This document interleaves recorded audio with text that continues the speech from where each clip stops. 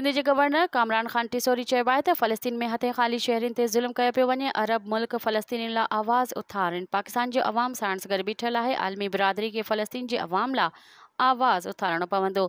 दुनिया मज़लूम फ़लस्तीनियुनि सां वधीअ जो इज़हार करे कराची में मीडिया सां ॻाल्हाईंदे कामरान टिसोरी चयो त खैन शर्म खां कंध झुकाइणु घुर्जे। क़ाइद आज़म जे फ़रमान ते अमल न कयो। पाकिस्तान जी तारीख़ शहीदनि जे रत सां भरियल आहे।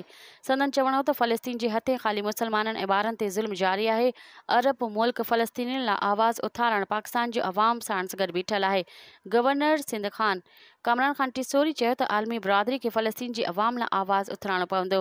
दुनिया मज़लूम फ़लस्तीनियुनि सां वधीअ जो इज़हार करे। मज़ीद ख़बरनि ऐं तफ़सीलात लाइ विज़िट कयो असांजी वेबसाइट www.awamiNewsHD.com ऐं ॾिसंदा रहो अवामी न्यूज़ HD।